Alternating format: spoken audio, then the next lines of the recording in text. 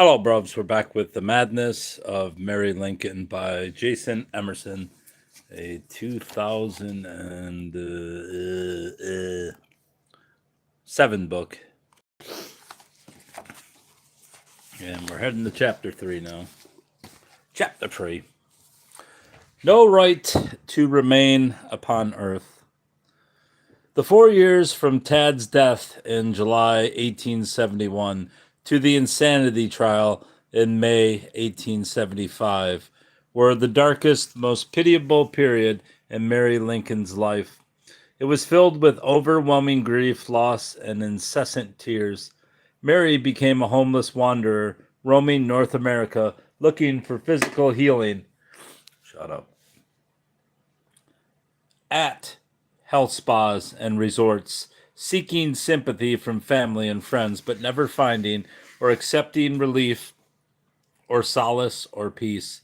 During this time, she clung tenaciously to her last remaining son, Robert, and to her friends Sally Orne and Myra Bradwell. She also delved deeper into spiritualism and seances, still seeking comfort from people who claimed to bridge the living and spiritual worlds. It was during this time that Mary's physical and emotional health deteriorated to the point that calling her simply eccentric was no longer viable. From that time of Tad's death, Mrs. Lincoln, in the judgment of her most intimate friends, was never entirely responsible for her conduct. She was peculiar and eccentric and had various hallucinations. Isaac N. Arnold, a family friend and the lawyer who represented Mary at the 1875 insanity trial, later wrote, Mary's personal nurse stated the widow suffered from periods of mild insanity and had strange delusions. In the years between 1871 and 1875, she thought gas was the invention of the devil and often would use nothing but candles for lighting. At other times, she would draw the shades and sit in the darkened room. Mary's reaction to Tad's death was not outrageous, however, and was in fact, considering her previous reactions to family deaths, much better than Robert expected at first. This may be why he felt it safe to leave her alone at his house in Chicago, while he went to the Rocky Mountains for 1 month of doctor recommended respite, at the same time that his wife was in Iowa, tending to her sick mother. Mary felt this solitude deeply and wrote about her loneliness in her letters. Whether Robert was being kind, selfish, or apathetic with this leave taking is unknown and undocumented.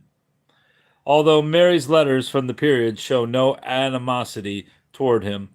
In fact, Mary's tone suggests that she understood and sympathized with Robert's need for a retreat. Problems, however, occurred once the entire family was back under one roof. Ever since Robert's marriage to Mary Harlan in 1868, Mary Todd Lincoln had been effusive in her praise and generosity toward the younger Lincolns. She gave them clothing, jewelry, artwork, furniture, and loans of money. Her letters are solidly and surely paeans to the goodness and nobleness of her son and daughter-in-law. I am particularly blessed in my children and my lovely young daughter-in-law, who is just as dear to me as if she were my own child, Mary wrote in December 1869.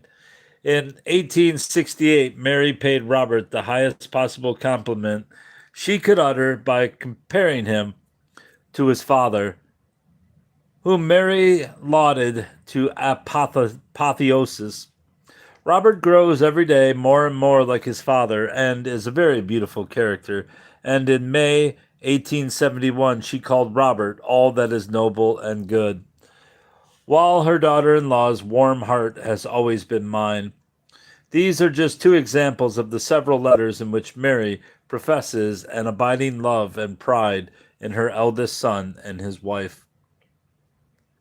Mary's best and favorite way to show affection, springing from her own mania for acquiring material goods, was to shower her children with gifts. Letters from Mary Lincoln to Mary Harlan repeatedly tell the younger woman to take or use anything in her mother in law's house or storage. Anything and everything is yours. It will be such a relief to me to know that articles can be used and enjoyed by you, she wrote in March 1869, and never purchase anything you can find there, referring to her house at 375 West Washington Street. She wrote 6 months later. Besides giving the younger Lincolns her own possessions, Mary also bought them numerous items of clothing, furniture, and silverware while she traveled Europe. Mary also was generous with her money. When Tad died, she gave Robert half of his brother's estate, even though she only had to give him one third. Likewise, she loaned Robert money for speculative ventures and gave or promised to give him money from the sale of her house. And after receiving her pension, the Robert Lincolns accepted Mary's gifts, sometimes willingly and sometimes grudgingly. Robert once even wrote they were frightened by the ostentation of some baby clothes Mary had sent, to which his mother resentfully replied that it was not too much for people in our station of life. All the gifts and letters from Mary in this period show that she and Robert were on extremely good terms. The younger Lincoln welcomed Mary into their home and into their hearts. The younger, and there was no animosity or indifference in their feelings. I often hear from Robert and Mary, Mary wrote from France in 1868. The latter writes me often, calling me dear mother, and says she is so happy. Wonders whether I am not almost ready to return to them. Once Mary and Tad did return to America in early 1871. Mary stated, "We have received so much affection here. Robert and his lovely little wife will not hear of our removal." The younger Lincolns repeatedly tried to draw Mary out of her cocoon of self pity and sadness to help her enjoy her life. Before and during Tad's illness, Mary Lincoln was often a guest at the younger Lincoln's home, so it was only natural that in the midst of her grief over Tad's death and because she had no home of her own, she should stay with her son and his family. Tad's death, however, unhinged her and made her such a difficult home guest that Robert had to break up housekeeping. A Victorian era euphemism meaning his wife took the children and left until he got rid of his mother. After Mary Harlan Lincoln's return home, the elder Mary became angry at her for some trifle, Robert explained, and they have never met since but when my wife has sent our children to see her. She has driven my servants out of the room by her insulting remarks concerning her mistress, and this is in the presence of my little girl. This created yet more losses for Mary Todd Lincoln, a self-created loss of the daughter she never had, less access to her granddaughter, and tension in the family for Robert's affections. No records exist of how or when Mary left Robert's home, but by summer 1872, Mary was visiting health resorts in Wisconsin and later in Canada. Mary's poor physical health was always one of her most conspicuous traits, particularly the migraines she suffered her entire life. Her physical deterioration after the death of a loved one or during an adverse time such as her pension battle does make one wonder, however, exactly how closely tied her physical condition was to her mental condition. Her precarious health declined after the assassination, improved somewhat in the late 1860s when she was in Europe, and then deteriorated even more after Tad's death. Mary's letters between 1865 and 1875 are replete with references to severe indispositions such as weak nerves, migraines, chills, boils, joint pains, incontinence, swelling, insomnia, melancholia, and fatigue.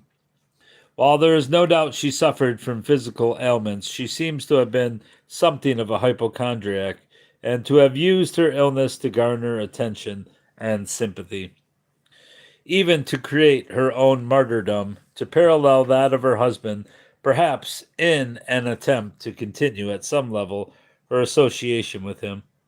One of Mary's most historically contentious attributes, besides her mental state, was her belief in spiritualism. Spiritualism was the belief in the continuity of life into the afterlife, that the dead could communicate with the living through someone acting as a medium, with the communication often consisting of rapping and knocking sounds, table ripping, automatic table tipping, that is, not ripping. It'd be pretty incredible to rip a table. Automatic speech and automatic writing. Spiritualists often consisted of the grieved and the gullible, seeking connections to her loved ones. Spiritualism began near Rochester, New York, in 1848 when the Fox sisters claimed they first heard and then later were able to decode the rapping sounds made by spirits. Spiritualism burgeoned during the Civil War when there was so much death and loss, and by the 1890s, the movement claimed 11 million followers.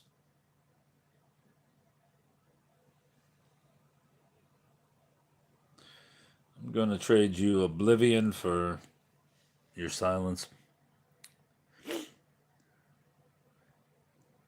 The movement was more than not decided in the press as either a scam by con artists or a practice of insane people, and its reputation took a hit when the Fox sisters admitted in 1888 that their work was a hoax.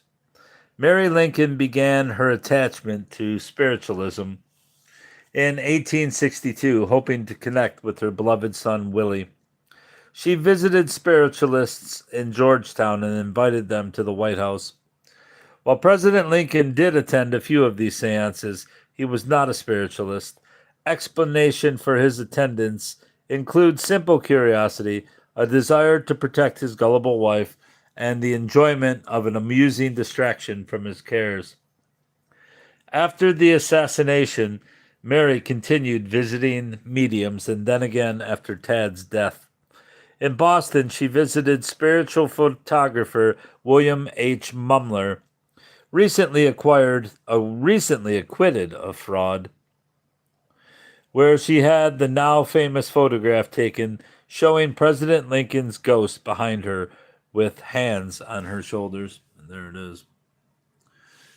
Barely see Abe's head there.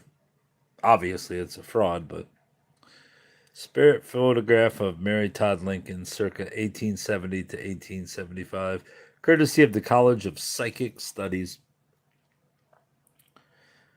She is said to have visited Moravia, New York, when she saw 22 different spirit faces,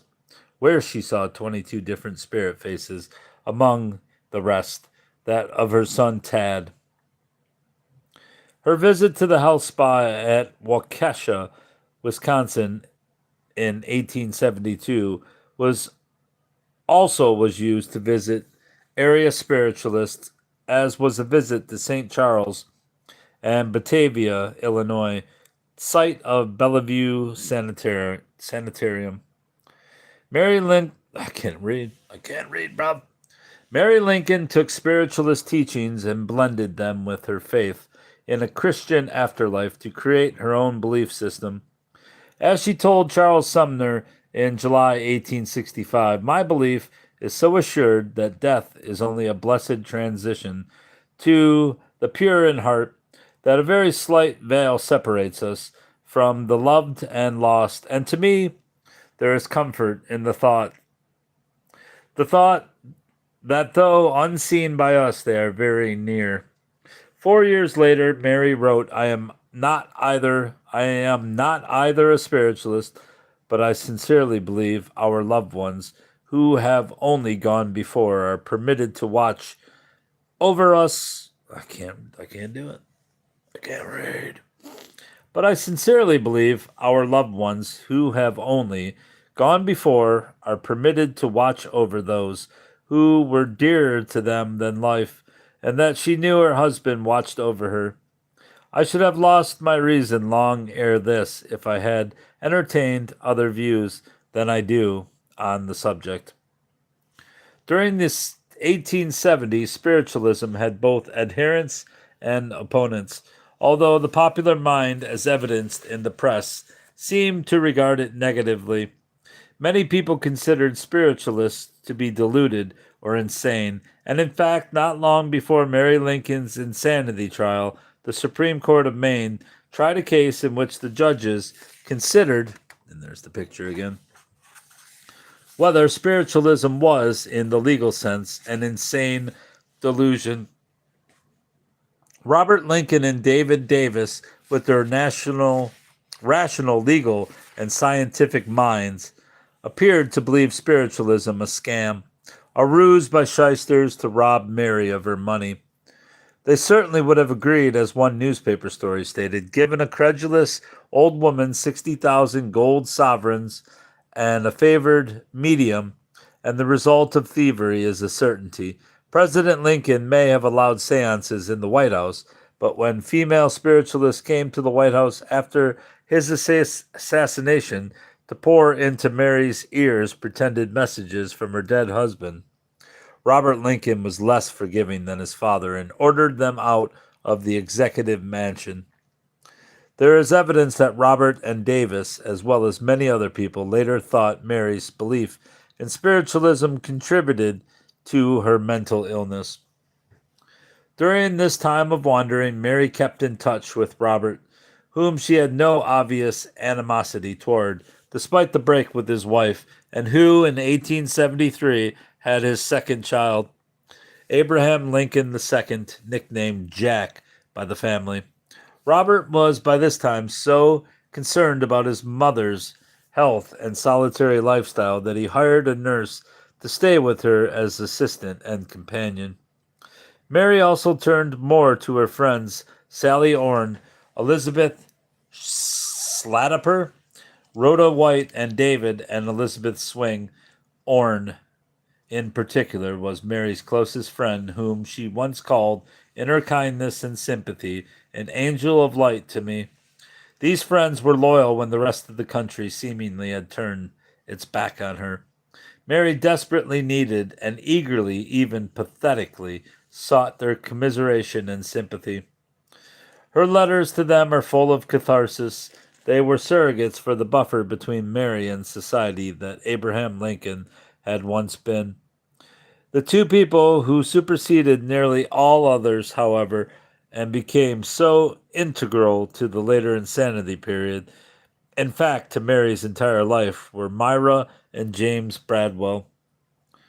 Of this couple, Mary once allegedly stated, "When all others, among them my husband's supposed friends, failed me in the most bitter hours of my life, these loyal hearts, Myra and James Bradwell, came to my assistance and rescued me under great difficulty from confinement in an insane asylum." James P. Bradwell was a Chicago attorney who had served 2 terms as a Cook County judge and was, in 1875, a member of the state legislature. Mary Lincoln once characterized him as a just good man and a lover of truth. His wife, Myra Colby Bradwell, was an abolitionist, feminist, woman suffragist, and founder and editor of the Chicago Legal News. She had passed the Illinois bar exam with high honors in 1869, but had been denied a license to practice law by the Illinois bar because she was a married woman. Both the Illinois Supreme Court and the U.S. Supreme Court upheld the denial. Exactly when Mary met the Bradwells is unknown. Some historians claim the earliest known contact was around 1867, when the families became Chicago neighbors and James Bradwell examined the lease of Mary's house. Although other historians begin the relationship around 1872, when James Bradwell drew Mary's will. The newly discovered Lincoln-Bradwell correspondence and the unpublished manuscripts of the Bradwells' granddaughter, Myra Helmer Pritchard, however, offer new facts about the length and depth of the friendship. Mary Lincoln's house at 375 West Washington Street in Chicago, which she purchased in 1866, was near her friends, the Bradwells. Pritchard wrote, intimating a previous association. Pritchard further stated that after the crushing blow of Tad's death in July 1871, Mary spent evening after evening at the Bradwell home, being tenderly comforted by Myra Bradwell, deepening their friendship.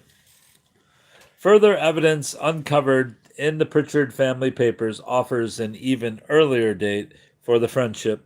Eleanor Gridley, a longtime friend of the Bradwells and later biographer of Abraham Lincoln, stated in a signed affidavit that the Bradwells had a long and intimate acquaintance with Abraham Lincoln and his wife, Mary Todd Lincoln, both before and after he became president of the United States, and that the Bradwells often would tell her the details of that acquaintance.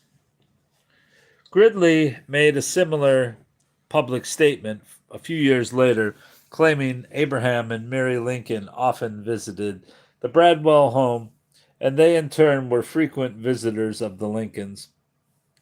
There is no corroboration for Gridley's statement, however, and in fact, nowhere else is a friendship between the Bradwells and Abraham Lincoln ever mentioned in writing about either family.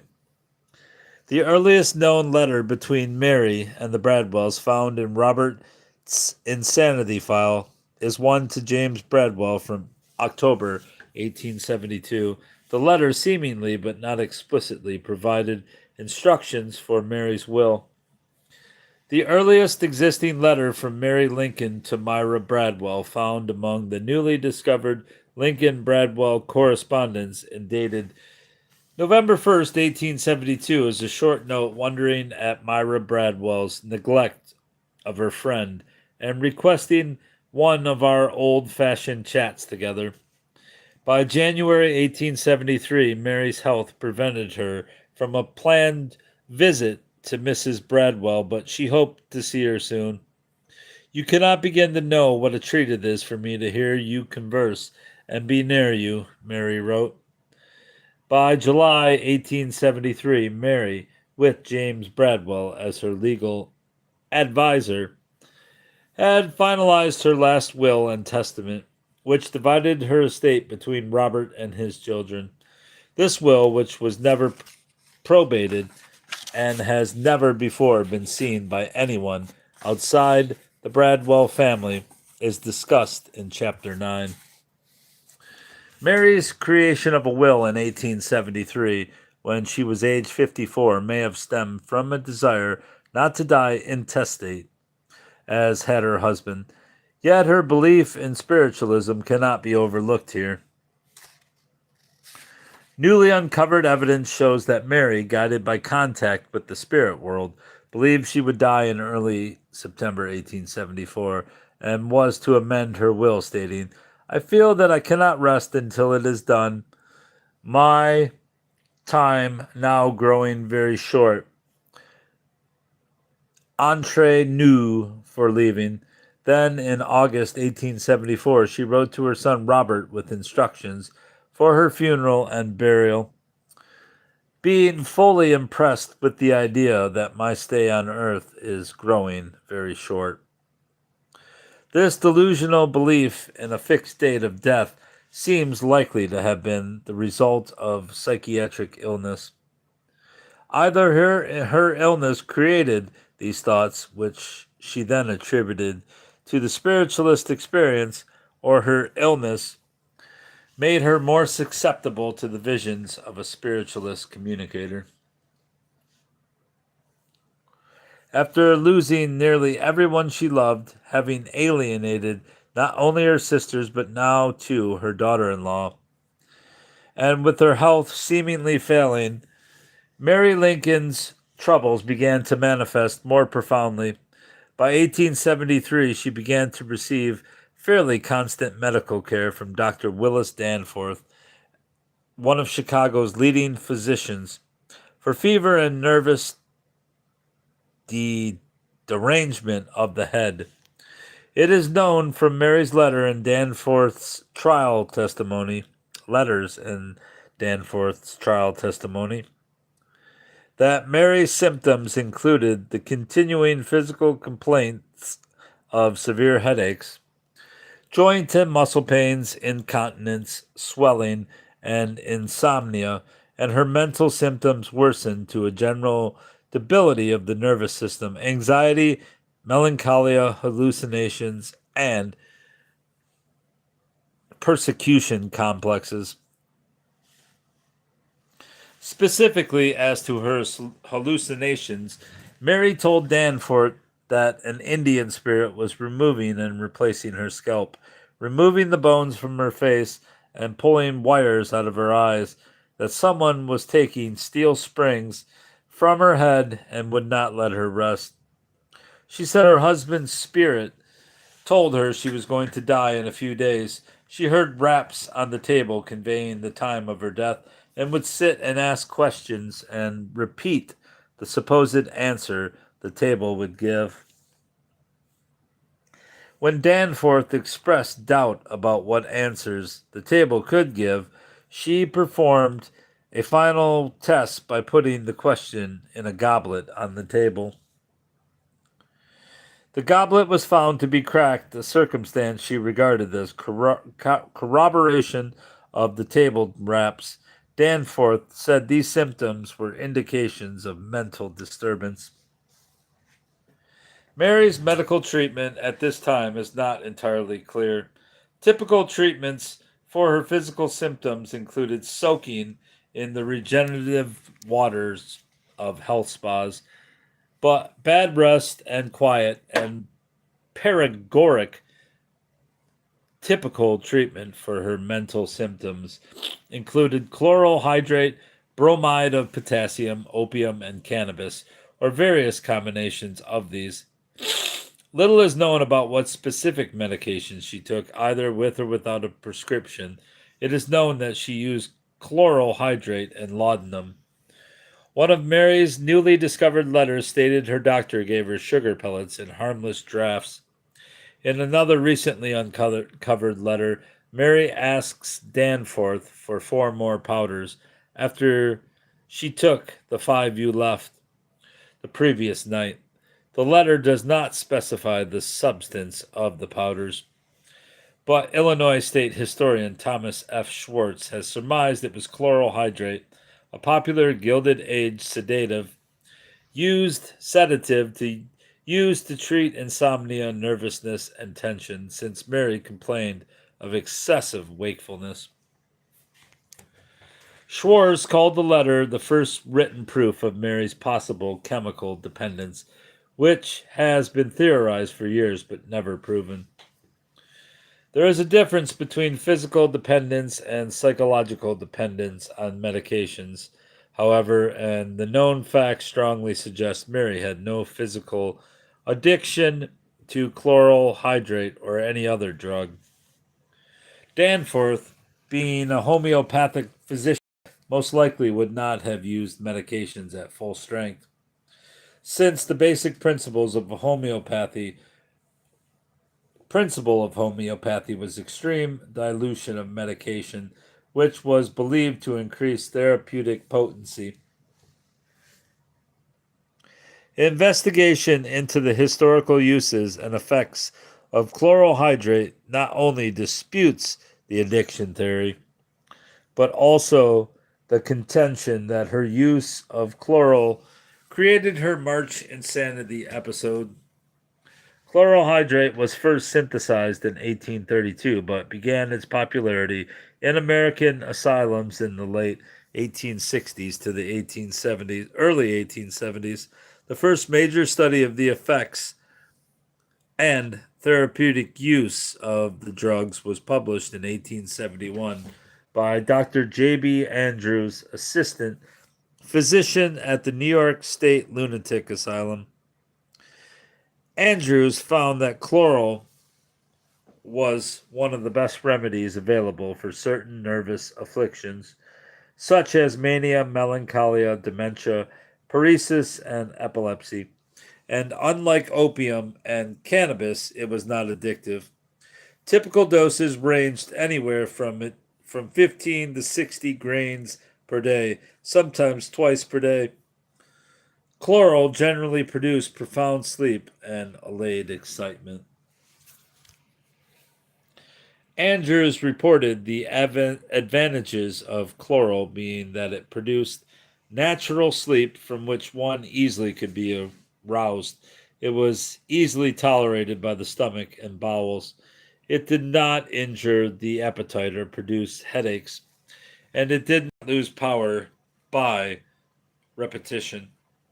Ill effects of the drug included nausea, vomiting, and a burning sensation in the stomach if not diluted. Later studies upheld Andrews' findings. Mary Lincoln's ingestion of 5 grains of chloral, if in fact it was chloral, in one night is not suggestive of dependence or addiction.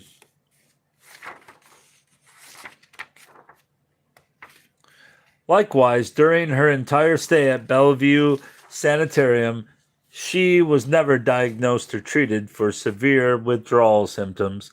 As for her having a psychological addiction to her medications, there is no evidence for or against such a theory.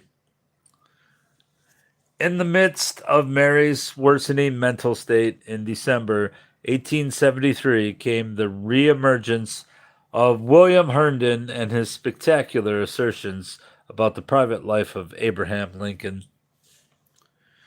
Whereas Herndon claimed in his 1871 lectures that Lincoln never loved his wife, in 1873 he claimed, citing his own interviews with Mary Lincoln, that his former law partner had been an atheist.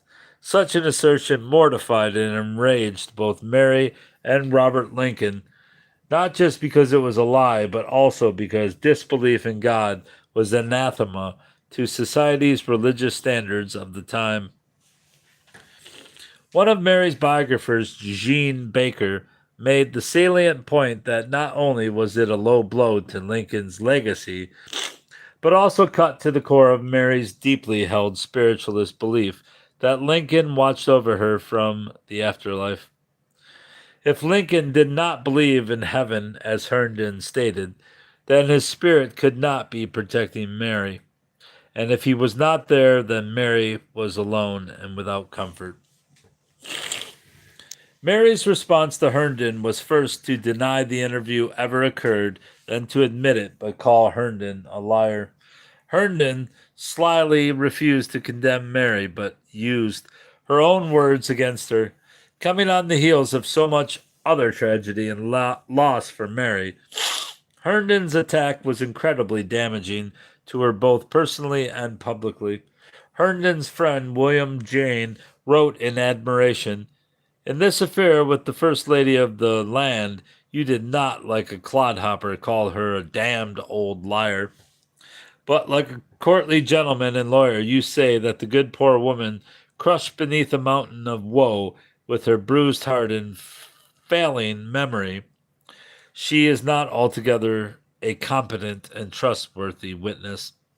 Jane continued, "I have heard no two opinions about this denial. Everyone I have heard speak of it pities the woman for again obtruding herself before the public." Chauncey F. Black, who was the ghostwriter for Ward H. Layman's Life of Abraham Lincoln, written from Herndon's Lincoln materials, similarly believed Herndon's response to be in good tone and temper, and that this old lady shows a great deal of temerity in obtruding herself into this controversy. Mary's losses continued upon the death of her friend, Senator Charles Sumner, in early 1874. Sumner had been a reliable friend to Mary during the war and after. He, sometimes alone, championed her pension fight in the Congress. I have lost my dearest and best friend, she wrote upon hearing of his death. Since my ties to the world are so rapidly being severed, I sometimes feel as if I had no right to remain upon earth. Interestingly, a previously unknown letter from Mary Lincoln to Myra Bradwell, dated February 20th, 1875, shows no indication of any mental troubles. Mary was by this time traveling south with her nurse to spend the winter in Jacksonville, Florida. The letter's 500 words rationally discuss her travels, her health, and the weather. I am now looking down upon a yard with its roses, white lilacs, and other flowers. Although it is raining, and we have had a good deal of rain in its soft, dreamy light fashion since the middle of January. I remained too much out on my balcony, took a severe cold, had much inward and outward fever for 3 weeks, and one day when it was raging at its height, I told my nurse to pack up a small trunk and valise, and we would leave town. Mary began. Of course, Robert Lincoln always said that his mother could appear at times perfectly normal and at other times completely irrational, but with the anniversary of her sons, Willie's and Eddie's February deaths and her husband's April murder. Wait. But with that letter came the onset of Mary's self proclaimed season of sadness. The anniversaries of her sons, Willie's and Eddie's February deaths, and her husband's April murder. While Abraham Lincoln was assassinated on Good Friday, which fell on April 14th in 1865. In 1875, Good Friday was on March 26th. No historical evidence is known to exist to explain Mary's feelings or movements between the February letter and early March, but by March 12th, Mary suddenly became convinced that Robert was deathly ill, and she would not be persuaded otherwise. She sent a telegram to Robert's law partner inquiring after her son's health, stating she would start for Chicago immediately. 90 minutes later, she sent a second telegram. My dearly beloved son, Robert T. Lincoln, rouse yourself and live for my sake. All I have is yours from this hour. I am praying every moment for your life to be spared. To your mother. Robert telegraphed the station manager to discreetly inquire if Mrs. Abraham Lincoln, now at Jacksonville, is in any trouble mentally or otherwise. The manager responded that Mary appeared nervous and somewhat excited, and that her nurse thinks she should be at home as soon as possible. Meanwhile, Mary telegraphed Robert again. Start for Chicago this evening. Hope you are better today. You will have money on my arrival. Upon hearing of his mother's anxiety, her nervousness, and her illogical actions, and seeing once again her mania about money and possessions, even it to the point of trying to bribe him to live through his supposed illness, Robert knew what was happening. It was the culmination he had feared and predicted for 8 years. That's probably one of my worst readings in a while, but my eyes are hurting, so that's all. That's all for chapter 3, bros. Thankfully. Surprised I even finished. That's all. Goodbye, bros.